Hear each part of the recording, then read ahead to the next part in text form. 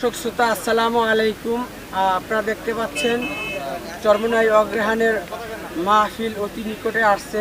আগামী 26, 27, 28, 2020 ইংরেজিতে শুরু হতে যাচ্ছে আনুষ্ঠানিকভাবে। সেই লক্ষ্যে সরকারি বিধি নিয়ম অনুযায়ী বর্তমান পরিস্থিতি ভাইরাস রয়েছে, সেই ক্ষেত্রে আমাদের স্বেচ্ছাসেবক বাহিনী কী নিয়ম করছেন আমরা সেই লক্ষ্যে কথা বলবো মোহাম্মদ মোশাররফ হোসাইন ভাইকে। আলহামদুলিল্লাহ, আল্লাহ পাকের দরবারে লাখো কোটি শুকরিয়া যে মহান আল্লাহ তাআলা আমাদেরকে চরমোনাইয়ের মাহফিলে আসার তৌফিক দান করছেন। খেদমতের নিয়তে আমরা আছি। আমরা সর্বাত্মক সরকারি যে হুকুম আছে যেইভাবে দূরত্ব বজায় রাখার জন্য এবং এই করোনা ভাইরাসের জন্য সকল মানুষেরই মাস্ক পরার জন্য আমরা নিজেরাও মাস্ক পরা ইনশাল্লাহ খেদমত করব এবং আমাদের সকল ভাইয়েরা যারা মেহমান হিসেবে আসবে তারাও কিভাবে মাস্ক পরা সবসময় থাকতে পারে এই ব্যবস্থাটা আমরা করার জন্য চেষ্টা করব। মুরব্বীদের নির্দেশে ইনশাল্লাহ আমরা নির্দেশ আগেই পেয়ে গেছি কিভাবে কি করতে হবে। আমরা সেই অবস্থায় মাঠের মধ্যে আছি, আল্লাহ পাকের শুকর।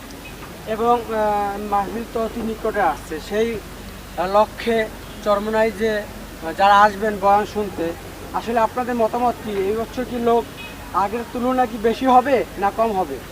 আমরা আশা করতেছি আলহামদুলিল্লাহ আগের তুলনায়, যেহেতু আমরা প্রত্যেকটা মানুষই মৃত্যুর যাত্রী, যে কোনো সময় মৃত্যুর স্মরণ তো আমাদের করতেই হবে। আমরা যেহেতু মুসলমান, আমি মনে করতেছি যে এই মাঠে আগের চাইতে অনেক বেশি হবে লোক। এই কারণে হবে যেহেতু মানুষ এই করোনা ভাইরাসেও বুঝতে পারছে যে আমার যে আসলে কিছু না, আমাদের মৃত্যু একেবারে অতি নিকটে, সেই জিনিসটা আমরা কিন্তু বুঝতে পারছি। এই কারণে মানুষ তো যখনই দেখে কোনো জায়গায় জিনিস জলসা সেখানে চাপায় পড়ার জন্য চেষ্টা করে ইনশাআল্লাহ। আমরা দেখতে পাচ্ছি মাঠের ভিতর অনেকেই বিভিন্ন ব্যানার নিয়ে জায়গা দখল করে রাখছে। সেই ক্ষেত্রে আপনি তো যেহেতু 5 নম্বর সেক্টরের দায়িত্বে রয়েছেন, আপনাদের করণীয় কি আছে? এগুলো কি সব কি জায়গা দখলগুলো কি বন্ধ করে দিবেন না এরকম চলবে? না, ইনশাআল্লাহ কেউ জায়গা দখল করতে পারবে না। অল্প কিছুক্ষণের মধ্যে আমাদের মুরব্বীরা আসতেছে, এর মধ্যে আমরা হয়তো যারা বেশি করে লোক আছে তাদের জন্য কাফেলাগুলো রাখবো, যারা বেশি বড় বড় জায়গা রাখছে এগুলো কমাই দেওয়া হবে। মুরব্বীরা নামতেছে, এক্ষুনি আমরা কিছুদিনের মধ্যে জানিয়ে বলবো ইনশাআল্লাহ। ধন্যবাদ মোশাররফ করিম ভাইকে।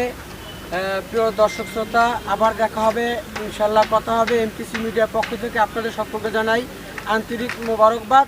এখনকারের মতো বিদায় নিচ্ছি। আল্লাহ হাফেজ।